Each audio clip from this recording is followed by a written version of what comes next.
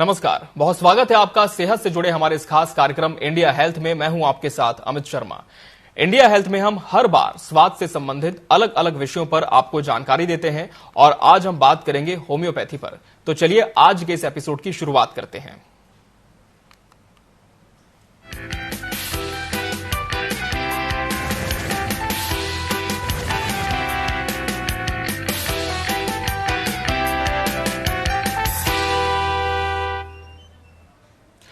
India health में आज हमारे साथ स्टूडियो में एक नहीं बल्कि दो खास मेहमान मौजूद हैं। हमारे साथ जुड़े हैं नागपुर से होम्योपैथी सुपर स्पेशलिस्ट जो हार्ट में विशेषज्ञ हैं, डॉक्टर आदल चिमथानावाला जी। सर, आपका बहुत बहुत स्वागत है।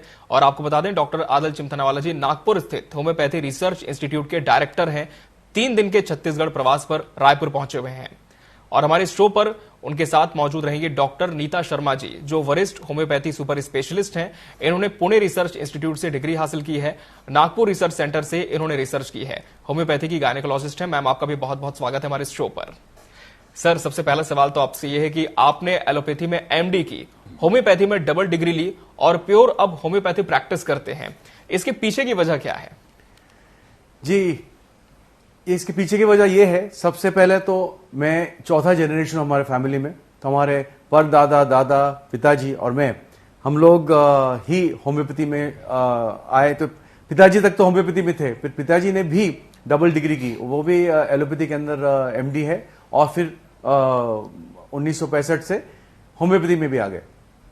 तो मेरा रुझान होम्योपैथी की तरफ थोड़ा सा स्वाभाविक था, लेकिन एमबीबीएस और आगे पोस्ट ग्रेजुएशन एलोपैथी में जब कर रहा था, तो ऐसे ऐसे इंस्टेंसेस, ऐसे वाक्य हुए जहां हमने कुछ पेशेंट्स हार्ट के थे और एक कोमा का पेशेंट था, जो उस टाइम की जो मेडिसिन थी उससे कुछ काम नहीं कर रहा था। फिर हमने परमिशन लिया वहां के जो लोकल अथॉरिटीज से, और उन पेशेंट्स के अंदर हमने होम्योपैथी दी, और ऐसे रिजल्ट्स दिखे जिससे मुझे विश्वास बैठ गया कि भाई होम्योपैथी में भी कुछ ऐसी चीज है जो मुझे जाना चाहिए, इसका अध्ययन करना चाहिए, इसकी स्टडी करनी चाहिए और डिग्री लेनी चाहिए, और फिर होम्योपैथी प्रैक्टिस करना चाहिए। तो एलोपैथी का हमारा बैकग्राउंड था, बहुत अच्छा था, बट होम्योपैथी कुछ कुछ पेशेंट्स के अंदर, खास करके हृदय रोग के लिए इतनी कारगर हो सकती थी, तब मुझे पहली बार पता चला, और फिर उसको और अध्ययन करने के लिए हमने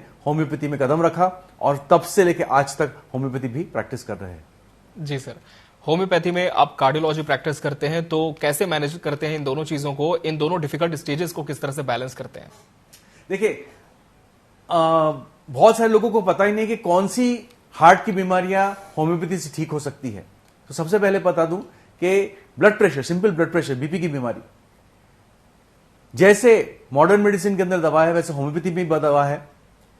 उतना ही नहीं, जिनको बीपी होने वाला है, जैसे फैमिली हिस्ट्री बहुत स्ट्रांग है और आपको भी लक्षण लग रहे हैं, तो कभी बीपी बढ़ता है, कभी कम होता है, लेकिन दवा चालू नहीं, इसके लिए अगर आप पहले से होम्योपैथी ले लेते हैं तो पूरी बीमारी हम बढ़ने से रोक सकते हैं।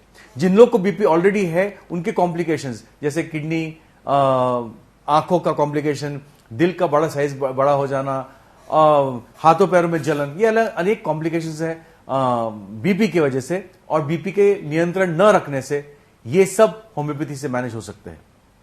दूसरा है, जिन लोग को हार्ट के अंदर, हार्ट की नसों के अंदर जो ब्लॉकेज हो जाता है, तो काफी साल से, अब 20 साल हो गए, 25 साल हो गए, हम लोग अध्ययन कर रहे हैं, और बहुत हद तक याद रखें दोस्तों, जब भी अगर एक नस ब्लॉक हो जाती है तो एक नेचुरल बाईपास की क्रिया भी शुरू हो जाती है हर इंसान में। अगर यदि कोई दवा से ये क्रिया बढ़ सकती है, तो क्यों ना इसको ट्राई किया जाए। तो हर बार क्या हर पेशेंट के अंदर एंजियोप्लास्टी या बाईपास करना जरूरी है? ऐसा नहीं है। अगर आप अपने होम्योपैथिक विशेषज्ञ से सलाह कर सकते हैं, और यदि एक आपको कॉन्स्टिट्यूशनल ट्रीटमेंट मतलब है आपकी मानसिक अवस्था, शारीरिक अवस्था, ये सब कुछ देख के अगर ड्रग सिलेक्ट किया जाए, तो बहुत हद तक वो डिजीज वहां के वहां थम सकती है। तीसरा है हार्ट फेलियर। कई सारी बीमारी होती है, कई सारी हार्ट की खुद की बीमारी होती है, जिसके अंदर हार्ट कम काम करने लगता है। इसके अंदर भी बहुत सारे हमारे पास रिसर्च है होम्योपैथी से, और हम खुद कर ही रहे हैं। दवा भी बहुत सारी है जहां से हम इसको ठीक कर सकते हैं। वॉल्व की बीमारी, अक्सर ऐसा माना जाता है कि वॉल्व अगर हार्ट के खराब हो, वॉल्व का मतलब होता है दो चेंबर के बीच में दरवाजा, उसको वॉल्व बोलते हैं। तो अगर कोई बात है, रोमैटिक हार्ट डिजीज अगर है, वो वॉल्व अगर खराब हो जाते हैं, और कई पेशेंट सक्षम नहीं होते सर्जरी के लिए, चाहे फाइनेंशियली हो या मानसिक हो, कुछ भी हो, तो ऐसे कंडीशन के अंदर यदि उनको थोड़ा सा, जब तक सर्जरी के लिए तैयार नहीं होते, अगर उनको चलाना है, बहुत खूबी से होम्योपैथी से वो मैनेज हो सकते हैं। कुछ बच्चे हैं जिनको जन्म से ही हार्ट की बीमारी, उसको हम कंजेनिटल हार्ट डिजीज बोलते हैं, और यदि उनके अंदर कोई जैसे सांस लेने की तकलीफ हो जाती है, नीले पड़ जाते हैं, तो या बार बार निमोनिया हो जाता है, ये भी बहुत खूब होम्योपैथी से मैनेज हो सकते हैं। और आखिरी में डायबिटीज, ब्लड प्रेशर, बहुत सारी दवाएं जिनका दुष्परिणाम हार्ट पे होता है, और हार्ट कम काम करने लगता है या अच्छे से काम नहीं करता, इसको भी हम होम्योपैथी से सुधार सकते हैं।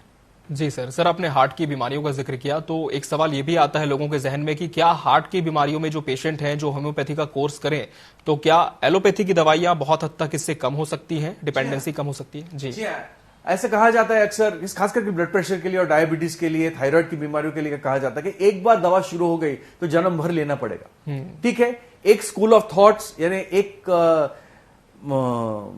पद्धति कह सकती है, लेकिन होम्योपैथी अगर सही तरीके से दिया जाए तो बहुत हद तक आज हम देखते हैं कि एक एक पेशेंट एक एक बीमारी के लिए कम से कम 3-3, 4-4 दवा ले रहे हैं। तो फाइनेंशियल बर्डन तो है ही, लेकिन हर दवा के साथ अपने इफेक्ट्स और साथ में साइड इफेक्ट्स भी होते हैं। तो यदि हम साथ में होम्योपैथी स्टार्ट कर सकते हैं और उसको धीरे धीरे लाइफस्टाइल चेंज करके, बहुत खाना पीना चेंज करके अगर साथ में किया जाए, तो बहुत हद तक दवा भी कम कर सकते हैं। चलिए, तो ये बहुत राहत की बात पेशेंट्स के लिए होती है। सर, होम्योपैथी में हाइपरटेंशन, डायबिटीज, कैंसर या इस तरह की जो जटिल बीमारियां होती हैं, क्या इनका जड़ से इलाज संभव है, जैसा कि एलोपैथी दावा करती है? बिल्कुल, होम्योपैथी उसी के लिए बनाई गई थी कि हम जड़ से निकाल दें। टेम्पररी शुगर कम करना तो बहुत सारी दूसरी पैथियों में भी हो सकता है, लेकिन शुगर कम होना, नियंत्रण होना, कम भी नहीं, नियंत्रण करना, और एक बार जब नियंत्रण हो गई तो धीरे धीरे हम दवाएं बंद करके फिर ऐसी अवस्था में ला दे ताकि वापस पेशेंट को चालू ना करना पड़े दवा। ये जड़ से खत्म होने की दवा है, यानी एक बार जो बीमारी चली गई तो वापस नहीं जाना चाहिए। ऑफ कोर्स हम जो बात कर रहे हैं वो है अर्ली स्टेजेस के अंदर, अर्ली स्टेज ऑफ डायबिटीज, यानी जस्ट डायग्नोसिस हुआ है डायबिटीज का, 1-2 साल हुए हैं, बहुत ज्यादा कॉम्प्लिकेशन नहीं। उसी तरह से cancer, early stages of cancer के अंदर आज तक अनफॉर्चुनेटली लोगों ने ट्राई नहीं किया, लेकिन पिछले 10 सालों के अंदर हमारे बहुत सारे शोध हुए हैं, सिर्फ भारत में नहीं लेकिन बहुत दूसरी जगह पे भी शोध हुए हैं और चल ही रहे हैं। और से हमको मैं आश्वासन के साथ कह सकता हूं कि अगर अर्ली स्टेज के अंदर एक होम्योपैथ के साथ भी काम किया जाए, एलोपैथिक विशेषज्ञ और साथ में होम्योपैथिक विशेषज्ञ दोनों साथ में काम करे, तो बहुत हद तक पेशेंट को जल्दी राहत मिल सकती है और काफी हद तक तो हम लोग जड़ से भी उसको खत्म कर सकते हैं। बिल्कुल, और हमने सुना है सर कि आप प्लांट्स एंड एनिमल्स को भी होम्योपैथी से ट्रीट करते हैं, तो क्या इंसानों के साथ साथ ये प्रयोग उनमें सफल हो पा रहा है? प्लांट्स और एनिमल्स, तो सबसे पहले बात करते हैं एनिमल्स की। जी, तो अपने यहां तो हमारे देश में तो कम, लेकिन विदेश के अंदर जो पालतू कुत्ते हैं, बिल्लियां है और अनेक जानवर हैं, वो तो घर के सदस्य के जैसे होते हैं। और मैक्सिमम जो देशों के अंदर उन लोग होम्योपैथी एनिमल्स में ज्यादा यूज, पेट्स के अंदर ज्यादा यूज करते हैं। ये एक सेम चलन हमने इंडिया में भी अडॉप्ट किया है, और इनफैक्ट हमारे गुरुवार को हमारे पेट्स की क्लिनिक होती है। घोड़ों को, मच्छियों को, कुत्ते बिल्ली सब तो है ही, बाकी इतना अच्छा रिजल्ट मिलता है। मेरे पास एज ऑफ नाउ 16 से 17 केसेस है कुत्तों के, 5-6 कुत्ते हैं और उसमें एक घोड़ा है और 3-4 बिल्लियां है। उनके हार्ट फेल हुए हैं और हम लोग करीब करीब उनको ठीक कर सके। कैंसर्स के बहुत सारे पेशेंट्स हैं, मरीज है पेट्स के अंदर। उसी तरह से एक गाय जिनको डिलीवरी में तकलीफ होती है, दूध नहीं आती, तो हम इंसानों को दूध, मां का दूध अगर कम हो जाता है तो उसके लिए दवा है होम्योपैथी में, तो गाय को क्यों नहीं दे सकते, भैंस को क्यों नहीं दे सकते, और देते भी हैं हम लोग। ऐसे बहुत सारे उदाहरण हैं। तो ये हुआ एनिमल्स के अंदर जी। उसी तरह से हम लोग ने सोचा 2010 के अंदर कि भाई जब इंसानों में काम कर सकती है होम्योपैथी, इसमें काम कर सकती, जानवर में काम कर सकती है, तो क्यों ना झाड़ों पेड़ों और पौधों के अंदर इसका ये किया जाए। तो तब से हमने इसकी स्टडी करना चालू कर दिया है। पेड़ों के अंदर दो चीज है, एक तो पेड़ को उसका फसल बढ़ाना जी। और दूसरा है उस पर जो कीटाणु लग गए हैं उसको ठीक करना होम्योपैथी से। तो दोनों भी बहुत हद तक संभव है। इसका शोध अभी भी जारी है और इवेंचुअली 10-1 साल के अंदर और अच्छा हो जाएगा तो होम्योपैथी फुल फ्लेजेड फार्म्स पे आ जाएंगी। So from the table to the farms, ये हम लोग चाहते हैं। बिल्कुल सर, एक अहम सवाल ये भी है कि अगर कोई पेशेंट किसी बीमारी के लिए पहले से ही एलोपैथी की दवाइयां ले रहा है तो क्या वो इसके साथ साथ होम्योपैथी दवाई भी कंज्यूम कर सकता है? क्या ये सेफ है? जी हाँ, इसीलिए मैक्सिमम पेशेंट हमारे पास ऐसे ही आते हैं। डायरेक्ट पेशेंट बिल्कुल होम्योपैथी के पास आना बहुत कम होता है आज भी, 2024 में इतनी अवेयरनेस के बाद भी। फिर भी जी हाँ, हम धीरे धीरे हम होम्योपैथी इंट्रोड्यूस करते हैं। लकीली होम्योपैथी में क्या है, सही अगर होम्योपैथी है तो सिंगल ड्रग ही देना पड़ता है, यानी एक एक लक्षण के लिए अलग अलग दवा नहीं होती। सभी लक्षण समूह को मिला के हम लोग एक दवा का चयन करते हैं। इसीलिए पेशेंट को दवाइयों को लोड बहुत ज्यादा नहीं होता, उसका रिपीटेशन भी बहुत ज्यादा नहीं होता है और खाने के लिए बहुत इजी होती है। बहुत सारे लोग बोलते हैं कि सब डायबिटीज के अंदर आप शक्कर की गोली देते हैं तो क्या उससे शुगर बढ़ जाएगा? बिल्कुल नहीं बढ़ता। वो शुगर उससे नियंत्रित हो जाता, ना कम ना ज्यादा, नियंत्रण में आ जाना। तो जी हाँ, एलोपैथी और होम्योपैथी कुछ हद तक साथ में लिया जा सकता है। ऑफकोर्स टाइम डिफरेंस हो सकता है, 10-15 मिनट का 1 घंटे का फर्क रख सकते हैं, लेकिन धीरे धीरे एक पैथी हम लोग कम करते हैं और होम्योपैथी को धीरे धीरे बढ़ाते हैं। उसी तरह से आयुर्वेदिक चूर्ण ले रहे कोई या फिर कोई यूनानी मेडिसिन साथ में चल रहा है, उसको भी हम कम कर सकते हैं। सिर्फ होम्योपैथी में भी लाया जा सकता है। चलिए, बहुत अच्छी जानकारी आपने दर्शकों को दी सर। और अब बात करेंगे डॉक्टर नीता शर्मा मैम से। मैम, एक बार फिर से आपका बहुत बहुत स्वागत है हमारे इस खास कार्यक्रम में। मैम, महिलाओं को होने वाली आम समस्याओं के बारे में हमसे जानना चाहेंगे कि होम्योपैथी में इसका किस तरह से, जिस तरह से हम कहते हैं कि रूट से बिल्कुल हमें इसका क्योर करना है, तो जड़ से निदान कितना संभव है इन समस्याओं का? जी, महिलाओं में आजकल की जो बीमारियां हो रही है वो है हाइपोथायराइडिज्म, थायराइड की बीमारियां, और पॉलिसिस्टिक ओवेरियन डिजीज होती है जिसमें माहवारी में अनियमितता रहती है, और साथ में एक ओल्ड आफ्टर 40+ की जो बीमारियां हो रही है वो है यूट्राइन फाइब्रॉइड्स, जिसको बच्चेदानी में गांठ कहते हैं, और मोस्ट कॉमन बीमारी हो रही है ब्रेस्ट की, ब्रेस्ट में जो ट्यूमर्स होते हैं उसकी बीमारियां हो रही है। तो डेफिनेटली हमारे होम्योपैथी में, फॉर एग्जांपल अभी मैं थायराइड का लूंगी, थायराइड जैसे शुगर जो होती है, जैसे डायबिटीज का जैसे केस है, तो डायबिटीज जैसे पूरे शरीर की बीमारी होती है, उसी तरह थायराइड भी पूरे शरीर की बीमारी है जिसमें लाइफ टाइम मेडिसिन खानी पड़ती है। लेकिन इन होम्योपैथी प्रॉपर उसका जो ट्रीटमेंट होता है उसको कहते हैं हम कॉन्स्टिट्यूशनल ट्रीटमेंट। इसका मतलब ये होता है कि उस व्यक्ति का, उस पर्सनालिटी का पूरा स्वभाव कैसा है, उसकी मानसिक अवस्था कैसी है, उसके जीवन में कोई ऐसा घटनाएं घटी जिसका उसके ऊपर असर हुआ, बुरा असर हुआ, बुरा प्रभाव हुआ। इसलिए होम्योपैथी में हम सबसे ज्यादा विचारणीय जो बात होती है वो उस व्यक्ति का जीवन और उसके व्यक्ति के जीवन से जुड़े हुए घटनाएं जिसका असर होता है उनके शरीर पर। अगर किसी को मान लीजिए 10 साल पहले से थायराइड स्टार्ट हुआ, हाइपोथायराइड डिटेक्ट हुआ, तो हम ये जरूर जीवन में उनके पूछेंगे कि 10 साल पहले उनके जीवन में क्या घटना हुई जिसके कारण से, तो इस तरह से हम होम्योपैथी में उसके कारण को, उसके प्रभाव को, उसको ट्रीट किया जाता है। इसलिए होम्योपैथी में लॉन्ग टाइम जो कोर्सेज जो होते हैं हाइपोथायराइडिज्म के, जिसकी वजह से पीसीओडी नाम की जो बीमारी होती है, क्योंकि बोथ ऑर्गन्स, जो दोनों ऑर्गन्स है वो इंटर रिलेटेड है, जिसकी वजह से महीना बंद हो जाता है कुछ समय के लिए, और कुछ समय के बाद में ऐसा होता है कि उसको खूब ब्लीडिंग्स होती है। उस दौरान में हार्मोनल ट्रीटमेंट उनको दिया जाता है ब्लीडिंग लाने के लिए। तो इस तरह का जो इंटीग्रेटेड अप्रोच करके कभी कभार हमें एलोपैथी के साथ होम्योपैथी दे करके मरीज को फिर पूरी तरह से हम ठीक करते हैं। जी, थायराइड का मैम आपने यहाँ पर जिक्र किया, क्या एलोपैथी में जैसा हमने देखा है कि हमेशा उन्हें दवाओं पर ही निर्भर होना पड़ता है, हमेशा उन्हें दवाइयां खानी पड़ती हैं, क्या होम्योपैथी में भी यही प्रक्रिया होती है? थायराइड के लिए इसमें एक परमानेंट सॉल्यूशन आप लोग देते हैं? जी, कुछ 2 तरह के केसेस होते हैं। कुछ केसेस क्या होता है, अर्ली थायराइड, हाइपोथायराइड के केसेस जो आते हैं बहुत जल्दी प्योर होम्योपैथी से वो ठीक हो जाते हैं, जिसमें एलोपैथिक मेडिसिन लेने की जरूरत नहीं पड़ती। लेकिन कुछ मेडिसिन ऐसा होता है, मरीज हमारे पास इस तरह के आते हैं जो काफी सालों से एलोपैथी ले रहे, कोई 10 साल से, कोई 5 साल से, तो उस दौरान हम होम्योपैथी साथ में स्टार्ट करके धीरे धीरे उस मेडिसिन को टैपर करते हैं, एलोपैथिक की मेडिसिन को टैपर करके, फिर उसके बाद उसमें जो संतुलन आता है, जो बैलेंस होता है, रीडिंग्स जो थायराइड की जब नॉर्मल आने लगती है, इस प्रकार से कुछ समय तक कंटिन्यू करके फिर हम एलोपैथी की दवा छुड़ा करके फिर होम्योपैथी से पूरा कोर्स कंप्लीट करके मरीज को पूरा जड़ से ठीक करते हैं। मैं आपको एक बहुत अच्छी बात बता दूं कि हाइपोथायराइडिज्म जैसे कि पूरे शरीर की बीमारी है, ठीक है, तो अगर मान लीजिए हाइपोथायराइडिज्म थायराइड का टेस्ट लेकर के आते हैं पॉजिटिव, तो उसके बाद क्या होता है, इससे जुड़ी हुई बहुत सी बीमारियां जैसे ब्लड प्रेशर होना, महिलाओं में मोटापा बहुत स्पीड से बढ़ रहा है, लिपिड प्रोफाइल जो कोलेस्ट्रॉल की जो प्रॉब्लम्स होती है वो होती है, उसके बाद में डायबिटीज होता है, पीसीओडी तो रहता ही साथ में। तो आजकल की जो यंग गर्ल्स है, यंगस्टर है, उनमें बहुत कॉमनली बीमारियां देखी जा रही है।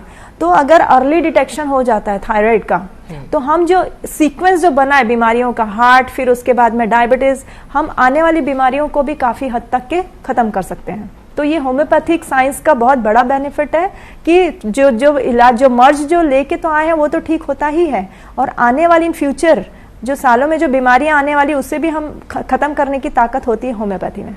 जी, तो क्या मैम होम्योपैथी दवाएं बहुत देर से असर करती है, एक भ्रांति है, ये अब टूट पाई है, इसमें कितनी सच्चाई है? जी, मैं आप एक उदाहरण से आपको समझाऊंगी। जैसे कि मैंने कहा कि बच्चेदानी के गांठ जो प्रॉब्लम्स है काफी बढ़ती जा रही है ना, तो उसकी वजह से क्या होता है कि महिलाओं में काफी दिनों तक और बहुत ज्यादा मात्रा में, भारी मात्रा में ब्लीडिंग होता है। कम से कम 20 दिन, 25 दिन, किसी किसी को 40 दिन ऐसे कंटिन्यूअस ब्लीडिंग होती है। तो होम्योपैथी में ऐसा नहीं कि उस दौरान की दवा, उस टाइम की दवा नहीं होती है। हमेशा जिस समय जो मर्ज जो लेके आता है पेशेंट हमारे पास, मान लीजिए अभी उसको खूब ज्यादा ब्लीडिंग हो रही, तो तुरंत की तुरंत दवा होती है, और लंबे समय तक का जो इलाज होता है वो फिर कोर्स के दौरान वो हम वैसा ट्रीटमेंट करते हैं। एक साधारण सा एग्जाम्पल दूंगी, जैसे कि किसी को अस्थमा लेके आए कोई मरीज, इस समय वो नॉर्मल स्थिति में आया है, लेकिन मान लीजिए उसको बीच बीच में अस्थमैटिक अटैक्स आते हैं, तो ऐसा नहीं कि हम उसे एक हफ्ते बाद, 10 दिन बाद, 15 दिन बाद ठीक करेंगे। तुरंत की तुरंत दवा होती है, उसका जो अटैक्स है तुरंत रोक सकते हैं हम। इस तरह का इसमें ये पद्धति है। बिल्कुल।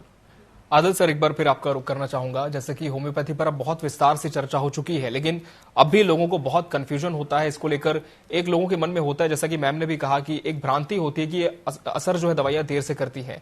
एक फाइनल मैसेज उन दर्शकों को होम्योपैथी विषय पर जो आप देना चाहें, इस वक्त आपको देख रहे हैं। दो मैसेजेस देना चाहता हूँ जी। कोविड के बाद से देखा गया है कि बहुत सारी यंग लोगों के अंदर हार्ट की समस्या बढ़ गई है, खास करके हार्ट ब्लॉकेज बढ़ गए हैं। पहले उनके खानदान में ब्लॉकेजेस कभी थे नहीं है, उनका हार्ट की बीमारी नहीं थी, बट अब यंग लोगों के अंदर काफी देखने को मिला है। ऐसे लोगों को जिंदगी भर अगर ना लेनी पड़ी दवाएं, अगर उनको डिटेक्ट हो गया कि हार्ट डिजीज है, तो पहला ऑप्शन होम्योपैथी को रखे, कम से कम होम्योपैथी कंसल्ट तो करके करे। दूसरा, जो आपने कहा कि होम्योपैथी बहुत देर से काम करती है, तो वो गया है जमाना वो देर से काम करने का, क्योंकि मैं खुद होम्योपैथी आईसीयू के अंदर देता हूं। काफी सारे पेशेंट जो वेंटिलेटर पे रहते हैं या ऐसी अवस्था में जहां हमारे पास टाइम कम रहता है और हमको होम्योपैथी से रिजल्ट दिखाना पड़ता है, हम दिखाते हैं एक बार नहीं कई सारे पेशेंट्स को। तो कभी ऐसे पेशेंट अटक गए हैं, ऐसी जगह पे आपका पेशेंट रख गया है जहां दूसरी पद्धति रिस्पॉन्ड नहीं कर रही है, जरूर आप एक होम्योपैथ को, क्वालिफाइड होम्योपैथ से संपर्क करें कि क्या वो हेल्प कर सकती है। बिकॉज बहुत सारी मेडिसिन और बहुत सारे पावर नए 3,500 मेडिसिन नई आ चुकी है होम्योपैथी के अंदर। तो बहुत सारे मेडिसिन है जो एक्यूट कंडीशंस में, इमरजेंसी कंडीशंस के अंदर भी इतनी ही कारगर है जो क्रॉनिक कंडीशंस में हो सकती है। जी। नीता मैम, इस समय जो महिलाएं आपको देख रही हैं, उन्हें क्या मैसेज आप देखना चाहेंगे कि क्या वो इस पैथी में आए और कितना भरोसा इस पैथी पर कर सके कि उनके जीवन के लिए एक ये बूस्टर साबित हो, एक हम कह सकते हैं कि संजीवनी पद्धति साबित हो? नीता मैम जी, देखिए, एलोपैथिक साइंस और होम्योपैथिक साइंस आजकल का समय भेदभाव का है नहीं, हम इंटीग्रेट करके ही, मिल करके, वो भी हमारे दोस्त हैं, हम सब मिल करके काम करते हैं। तो महिलाओं को मैं ये मैसेज दूंगी कि आज के समय में आपका मानसिक स्वास्थ्य रखना बहुत जरूरी है, जो पद्धति सिर्फ और सिर्फ होम्योपैथी में होती है कि आपको आपका मेंटल हेल्थ को देखते हुए, आपकी फिजिकल हेल्थ को देखते हुए एक ही सिंगल मेडिसिन जो दी जाती है, जिसका असर आपके पूरे मानसिक और शारीरिक उस पूरे सारे स्तरों पे होता है। तो आप ऐसा नहीं कि सिर्फ शारीरिक लेवल पे ठीक हो रहे हो, आप मानसिक लेवल पे भी ठीक हो रहे हो। क्यों? क्योंकि आपका मानसिक स्वास्थ्य सबसे ज्यादा जरूरी है, ठीक रखना ज्यादा जरूरी है, तभी आपका फिजिकल बीमारी जितनी भी है वो सब जा चुकी होंगी। बिल्कुल, और ये संभव करने में ये पद्धति बहुत कारगर साबित होती है। और doctor Adil sir, doctor Neeta ma'am, आप दोनों का बहुत बहुत धन्यवाद हमें समय देने के लिए और दर्शकों को इन विषयों पर विस्तार से जानकारी के लिए। इसी के साथ इंडिया हेल्थ के आज के एपिसोड में फिलहाल इतना ही। मुझे और मेरी टीम को दीजिए इजाजत। नमस्कार।